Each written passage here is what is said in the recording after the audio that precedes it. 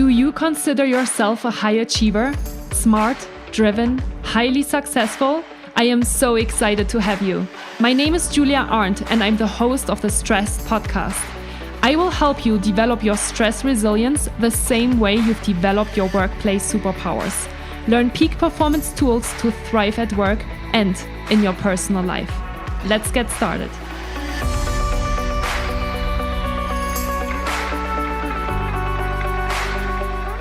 Hi, everybody. I am super excited to have my first three-way podcast interview today with Monica and Ben from TINYPulse. So welcome, Ben and Monica. Hey, everyone. For having us. I'm really excited. I've never done this before, and I think it's such a cool way and such a wonderful way to show two different voices of a company. So thank you so much for taking the time and being on the podcast today. And before we jump in, let's pick up the people a little bit on where you are and what you've been up to this morning.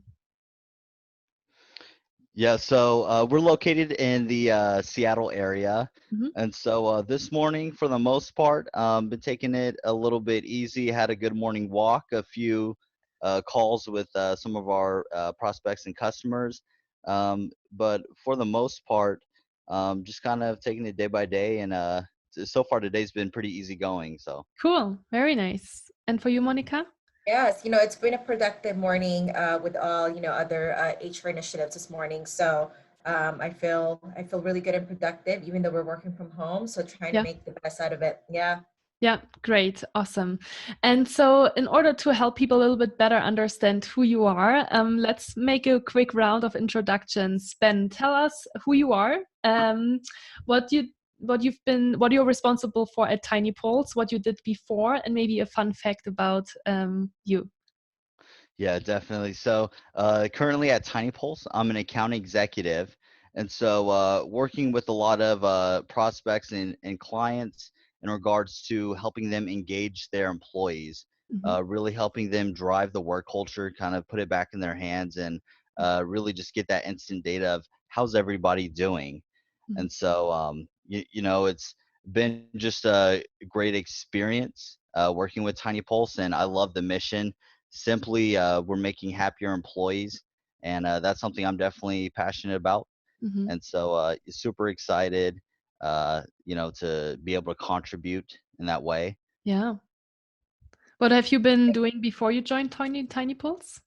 Yeah, so I was in the U.S. Army, so did that for a few years, and then, wanted to definitely make the transition and knew I wanted to get into the tech industry, and so I was really excited when opportunities did open up with TINYPulse, and it's just been a great fit. Awesome, cool. And a fun fact about you? Yes, let me see. I guess the fun fact, and it's kind of an inside joke with a few employees at TINYPulse, but every time the question has came up, what's a fun fact? It always somehow reverts to, do you eat pizza with pineapples on it? And for me, that's a definite yes. Something I love so much. I cannot get enough of that. So yeah. In Germany, we love to eat pizza with pineapples, actually, as well.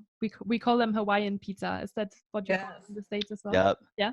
Definitely. Nice. It's super delicious. Yeah, super delicious. Awesome. Cool. Thank you so much for being on the call today, Ben. Monica, tell us about you. Yes. Hi, everyone. Yes, Monica Cruz, HR manager here at TINYPulse. I've been actually in the tech industry for about 7+ years, and I joined TINYPulse just over a year ago. And my role here is to really support our leaders, champion our culture, and make sure that we have a positive employee experience, and also candidate experience. A couple of years ago, I actually used TINYPulse at a different company where I was part of. So it was a great way for me to really learn about the business. But then when I joined TINYPulse, it was great to be able to be part of making, changes in the company, and as well as supporting our employees. Mm-hmm. Great. And so you mentioned already you were in the tech industry before. And what is one fun fact about you? Yes, one fun fact about me is I actually speak another language. So I can speak two languages frequently. I don't use it much except when I speak with my family, my parents, and my cousins, or when I'm back home. So it's fun. It's fun being able to have that language Language? and Yeah, which language is it? dialect. Yeah, Tagalog. Okay. And that's a Philippines. Filipino Yes, language? Nice. yes, yes. Great. Yeah, I love that. That's a really cool fun fact.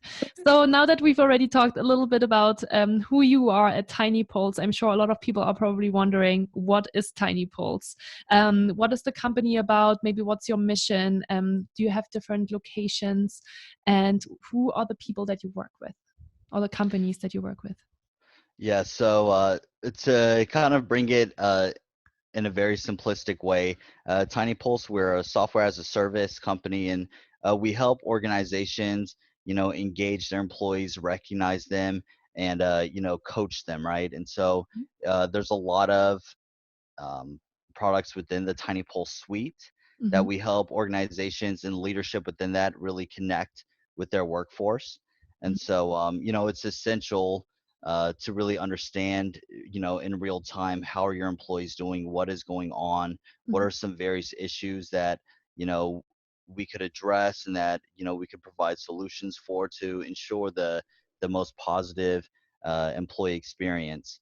And so, we work with a lot of companies.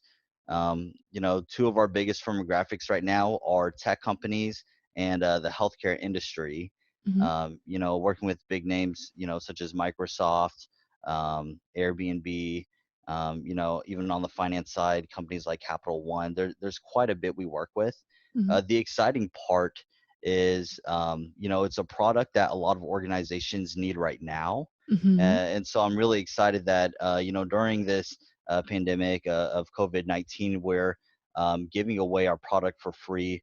We, for the next few months, want organizations that need something like this in place to be able to use it right away. Mm-hmm. And so it's just an exciting time. Once again, our mission is to make happier employees.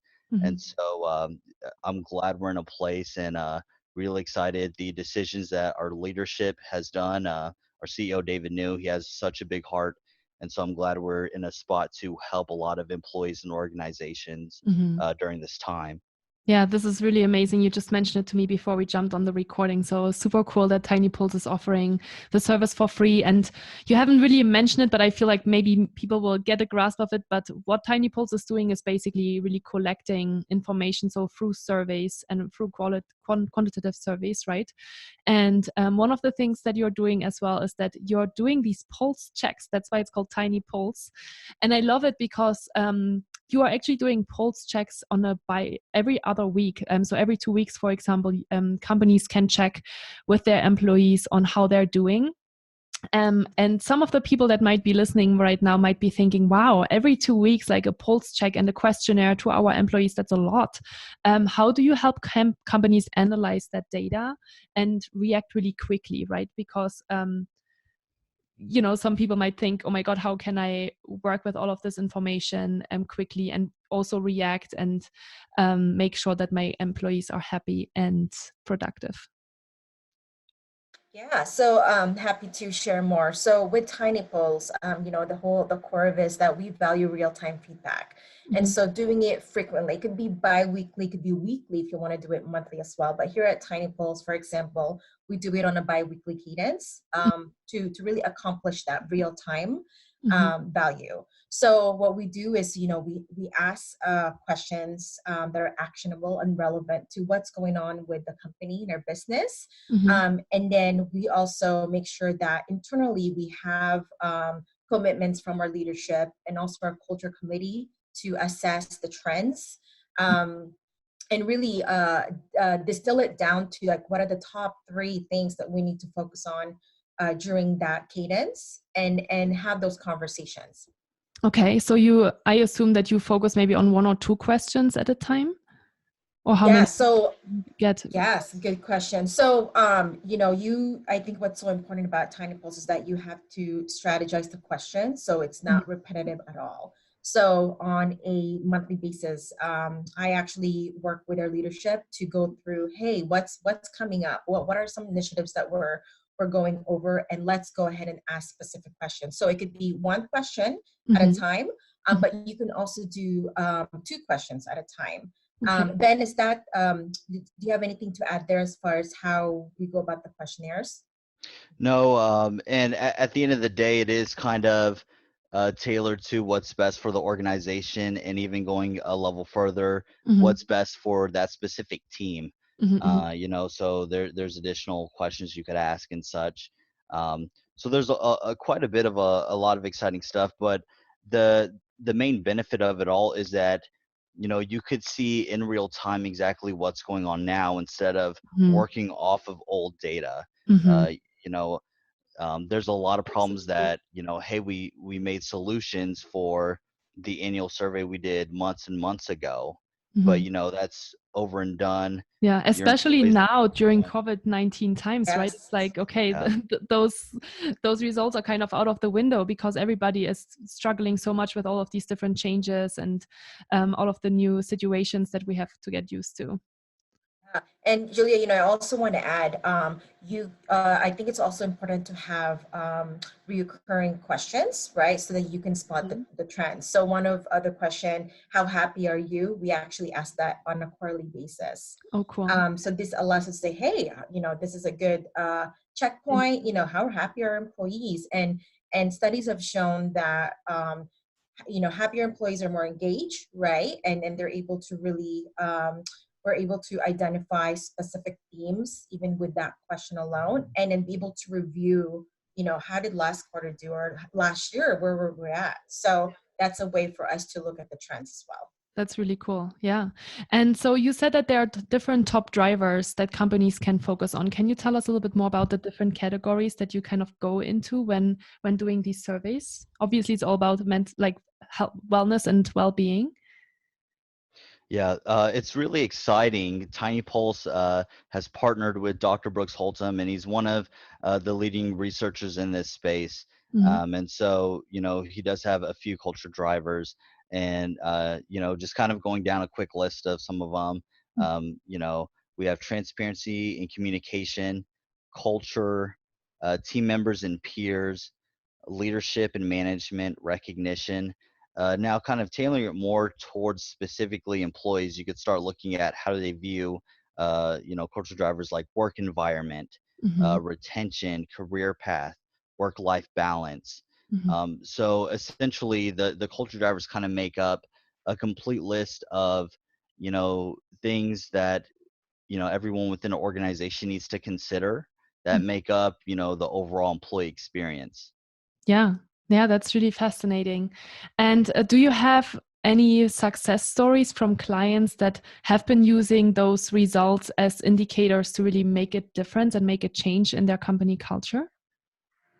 Yes, I'm happy to share one actually. Again, a couple years ago, I was part of a tech company, and we used TINYPulse there, so I'm able to really give that insight.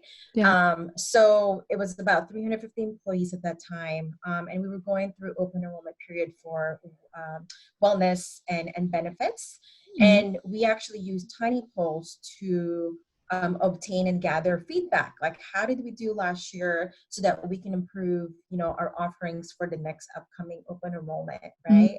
So I remember my team, my HR team, and I, we had a custom question regarding our benefits, and based on the responses that we received, one of them we identified where one of the top requested benefits was regarding life coaches, wellness, mindfulness training, resources that employees could use. So based on this data, we were able to find resources that supports, well-being situation. Could be anxiety, life transitions, you're thinking stress, trauma, Mm-hmm. workplace management, new parents that are expecting. So these are, Wow. life events that do impact us emotionally, Of course. right, and physically. Yeah. And so after learning these results, we were able to, of course, partner with a resources to offer life coaches as one of the benefits for our employees and families. Wow. And so, after open enrollment has gone through, Of course, everyone was eligible to participate in this at no cost at all. So we definitely saw improvement in, just retention, right? Because Mhm. employees felt that they have resources to go through some difficult times. We had huge, just the bottom line of a company, and really just enriching that employee experience was so important. And our happiness score at that time increased as well. So, using TINYPulse Wow. through the situation, we were able to identify, um, that situation and make a big difference out of it. Mhm. Wow, that's really awesome. Thank you so much for sharing this example. All right. The reason why I initially found TINYPulse was because I'm currently in the process of writing my first book, and I was looking for different data and research and studies around employee retention and employee happiness. And I found a report that TINYPulse is bringing out on an annual basis that I was so fascinated by, and hence I reached out to you guys and wanted to see if you wanted to speak with me about this, because I thought that was such a really valuable report and information to share with my listeners. So there are two reports that I want to talk with you a little bit more in detail about today. The very first one is the Employee Retention Report. So maybe you can summarize maybe the top 5 findings that are really important and that have come out of that Employee Retention Report. Yes, definitely. The employee retention report is very interesting. Reading the whole thing, there's so much various data points that we looked at, and it's exciting. But it's, kind of a theme that a lot of people have seen, kind of a hunch in their stomach. So to see actual numbers behind it Mhm. is just very great to kind of get that clarity. Yeah. Now, the biggest thing is the importance of culture, Mhm. and how if organization isn't fostering the best work culture, employees are simply going to leave. Mhm. And so we dubbed it as, employee loyalty is over. Long are the days where employees would stay for 20, 30 years and, just kind of write out the good, the bad, and the ugly. Yeah. If things aren't up to par and the best experience, employees, um, the best way they see is, hey, what organization is doing this, Yeah. where they listen, where it's going to be a great place to work, they have the work life balance in place. Yeah. So I think that's one of the very exciting findings, and just seeing the number, especially revolving around open communication and just having that a two-way street. Mhm. um, Employees are more likely to stay and have higher retention rates with, something that is so important, but still something as simplistic as just having a two-way street with open communication. Mhm. Yeah, and I took out a couple of these as well because I wanted to really make sure that we mention these. I think one of the things that I found so interesting and that I use now in all of my materials when I'm working with my clients is that, for example, the average employee exit costs 33% of their annual salary. So it's extremely expensive for companies to lose people. And also an employee that doesn't feel recognized when they do great work are almost 2 times as likely to be job hunting than somebody that feels recognized and happy. And then you also mentioned something in the report that I thought was really important, was that, employees are looking for a clear onboarding process because it makes them happy and feel valued and feel really clear about what they're expected of.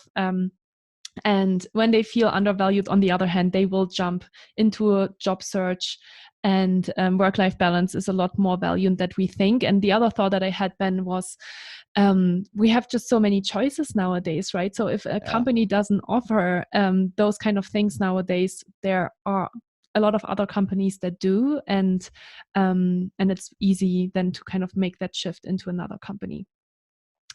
Um, when you think about kind of, analyzing this information with companies, and when you're thinking about people that might be listening right now, HR professionals that might be listening right now and say, okay, so now I know these things, what can I do to improve employee retention? What would you say? What kind of tips would you give them?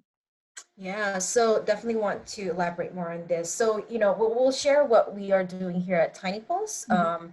And we want to share just more of the framework, right, of TINYPulse and how we promote creating that effective employee retention strategies and ultimately better employee experience, and which leads to, of course, higher retention, right? Yeah. So, again, if you are using TINYPulse or not, really, try to understand your workforce. So do a pulse survey, right? And with TINYPulse, you're able to do that on a cadence basis, but you also want to understand like the trends. What are the, pick top three? There's so many initiatives out there that you can focus on, but what are the top three that you can commit to, right? And then ultimately, once you have those top three, what are you going to do about it? Right. So make sure that you have the commitment from your board, make sure that you have commitment from your managers and the leaders to make sure that they're going to do something about that. And constantly share results. It could be during town hall. It could be during, we have meeting posts here, which is on a bi-weekly basis. Really socialize, the initiatives and the results with your employees. And also just, celebrate wins. I think you need to make sure that along the ways there are going to be small wins and big wins, and share those results with your employees. Yeah, that's great. And I'm hearing awareness, I'm hearing communication, and I'm hearing as well that you have to test and then also share the results, and then of course also iterate if things are not going the way maybe they initially thought it would go, right? Yes. Nice.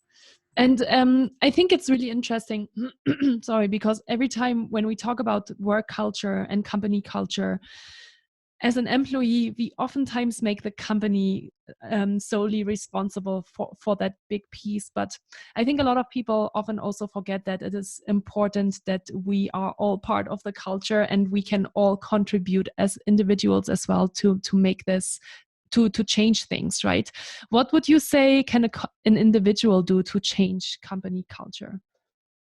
Yes, and you hit it right on the dot. We encourage, a lot of leaders to take action. However, it's just as important for employees to take action as well. Yeah. From the employee view, anybody could be a culture champion and start initiating the changes that they want to see. Yeah. And one of the things that I encourage the most is, once again, the communication aspect, speaking up and really showing, hey, what is it that I want to see done? What is it that this organization needs? And being the one to really speak up for all employees and see that change come to fruition. Yeah. Yeah, definitely. Great summary. Thank you so much, Ben. Yeah. So the employee retention report, super interesting. I'm definitely going to make sure to add the link to the show notes as well if somebody wants to look into all of the different findings that you had. I think there are so many cool insights into work-life balance, happiness, retention rates, culture. So I'm definitely encouraging everybody to read it. And then the second report that I found really interesting and that I want to talk a couple of minutes with you about as well is the gender equality report. Something that, of course, a lot of companies are paying more attention to. Everybody talks about diversity and about inclusion. And so let's talk a little bit about what kind of findings you had in this particular report. Yes, so many findings with the gender equality part, but a few that I want to emphasize and highlight, as we all know, when there are diverse teams, we perform better as a whole company. There's, more perspective and we're just more productive, right? And so with some of the key takeaways, ultimately, it's so important for us to uh, constantly review our practices regarding to really improve gender equality. And so some things that I definitely want to point out here is that, I have my notes, hang on a sec. Yeah, go for it, no problem. Okay, so some of the key highlights from the report is that things are changing right nowadays. Back in the days, could be that there's only one person in the family that's working, but now you have both. You have both parties working, and so I think what's so important here is that there's dramatic increase of women entering the workforce. And so as companies, we need to be able to adjust accordingly, but also make sure that we have a culture environment where they thrive. For everyone as well. And as well as, the industry is changing dramatically as well. So there are more women. There's actually women in color that are still under represented in the STEM. And this is definitely more concerning because there's disparities across the board. So it just highlights that there's still some gender equity gaps in the industry. And I think as companies, we need to think of just creative and impactful ways to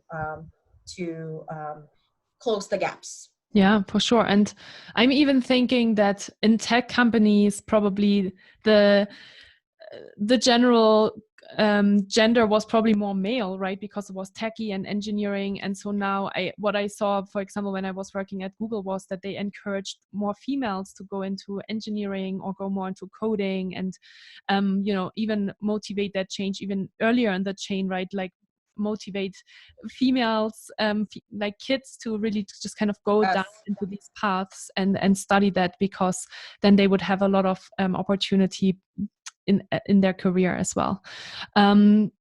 What can companies do to improve gender equality? Yes, I think we need to be intentional, as companies when it comes to improving gender equality. So one thing here at TINYPulse is really consistently refine your business practices, right, to ensure that it's fair and that, there's equity in all positions and ultimately all valued employees. So, for example, make sure that you're prioritizing comprehensive benefits package, right? Make sure that you have, we actually offer paid parental leave to our parents right now. And we offer subsidy, diaper subsidy, milk options. We have a 50% home, 50% office transition. This is, of course, before the coronavirus. Yeah. Now everybody is allowed to work from home. Yes. But ultimately, really providing a flexible work schedule for them as well when they need that, so they can support, there's work-life balance for parents. Yeah, I think one of the things that really resonated with me, what you said, is that,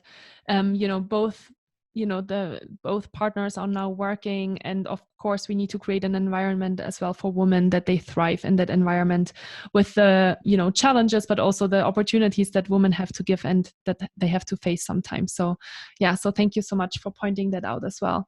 And is there anything that individuals can contribute to uncover unconscious bias? Right, there's a lot of I remember, like, we had unconscious biases trainings because it's something we're unconscious about, right? And when it comes to male and female and gender differences. So what does maybe TINYPulse do in uncovering that? Or actually, well, now I'm asking you two different questions, but I asked the individuals and I asked the company. So whatever you think is more valuable or more insightful, just feel free to share that. Yes, and you nailed it, Julia. I think self-awareness is number one, right? Recognizing your own bias. But for companies, especially for leaders, making sure that we create inclusive meeting practices. So what I mean by that is that if you are hosting a meeting or if you are bringing employees together, that you're not only facilitating the conversation, but you are ensuring that you're soliciting opinions from everyone in the room, right? Because all have different communication styles.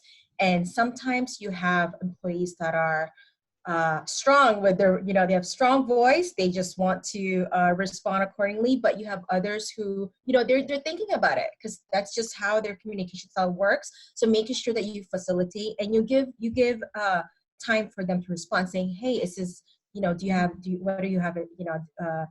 you have things that you want to share right now? Or, would be happy to talk to you after the meeting, right? So really making sure that you have an inclusive meeting, and as well as, be open to challenging all parties from asking their opinion. So rather than just taking what they said, like, hey, help me understand what you mean by that. Or, I didn't quite get what you're saying. Do you have any examples? So I think we need to respectfully challenge each other's opinions and respect our opinions as well. So I think those are practices that we can implement as a company. Yeah. Yeah, wonderful. Thank you so much. That's really awesome. Great. Okay, so those were the questions that I wanted to ask you. I totally forgot at the beginning. I know that TINYPulse is not just in the US, right? What kind of locations are you present as a company, and do you work with as well? Yeah, so we're based in Seattle. Our headquarters have about 50 employees there, and then our other office is in Saigon, Mhm. and we have essentially about kind of around the 50 employee mark. Is that correct, Monica? We have about, yes. Mhm. And so it's very exciting, and kind of talking about diversity and inclusion. It's really exciting. Even though we're halfway across the world from each other, we mesh very well, and have a lot of various meetings where we all connect. Mhm. I know it's very weird with the time differences, but we definitely balanced and figured it out. And so Cool. I just love hearing their perspective, on the product and where we're going. And, we give our perspective, but it's always just a great way, everybody coming together and, bringing their solutions to the table. Yeah, I love that. It's actually perfect for the diversity question, right? And for the equality question, because you're getting a different perspective also from a cultural aspect. And what you said, you figured it out. I'm sure a lot of people are curious about how, like you said, that, time zone can be tricky, but what did you do in order to make this work? Yeah. So, the main thing we do is have a company-wide meeting every quarter. Hmm. And so, that there's a lot that goes on in those meetings. And so, um, the Seattle office stays late. The Vietnam office comes in early, and that's a great time. Hmm. And there's no way we could do it backwards. Doing the math, it would be, I forgot what time we'd wake up, but essentially it'd be in the middle of the night. Yeah. And so that's the exciting part. What we're doing now is even making it more frequent. And so we're able to meet on a weekly basis, just to call every Tuesday. It's nighttime for Seattle, but it is kind of more where's, the Vietnam office informing us what's going on. Mhm. But it's just a great way to interact more and more with our colleagues over there. Of course. And the more communication, the more you understand how you can improve things as well, right? And how are they doing in Vietnam in terms of the coronavirus, out of curiosity? Yeah, I actually asked our HR manager last night about this, and most of them are working from home, right? Similar Mhm. to us, and really trying to do virtual, meetings as often as possible, so that they still see each other. Mhm. But we definitely want our employees to be safe, and their families and them are our priorities. So no one is going to office. Okay. Yeah. And do they already have a lot of cases in Vietnam? I don't know how many as well, but I think just in Asia, I think there's just the cases Just are everywhere. increasing. Yes, Yeah. yes. I I don't know was talking specifically. to a friend of mine who's in India, and he said they are starting to shelter in place, and the cases are increasing there as well. So Yes, yeah, yes. really interesting. Awesome. I always have a couple of questions at the end of the call. So let's see if we can go through those. The first thing is I always ask, what are you most grateful for? Let's start with Monica.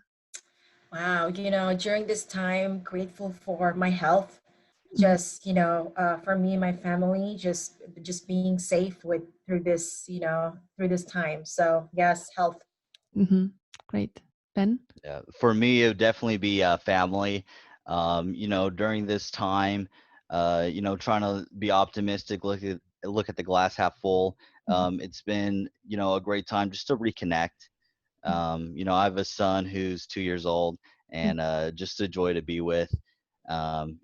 He's bouncing, around the walls all day, but it's always fun just to, have a bundle of joy in your life. Of course. And yeah, just love my wife too. She's really helped motivate me and keeping me on the right track and such. So my family definitely, I'm just really grateful for. Awesome. Great. Thank you. That's both really sweet. And do you have a book that you have been reading that maybe that you always recommend to other people that maybe has changed your life? Maybe you've read it multiple times over and over again because you always find new things in the book that motivate and inspire you. Yeah, so I have one, and I just got done reading it, and I'm just blown away. But Hit Refresh by Satya Nadella, the CEO's Microsoft. Uh-huh. Um, yeah, just super eye-opening.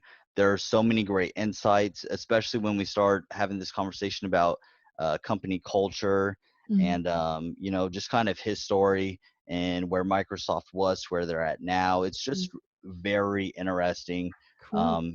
And towards the tail end of his book, and this is where I really nerd out, he starts talking about where technology is headed, and so that's always fun. But Mhm. just a really good read. Cool. Thanks for sharing, Monica.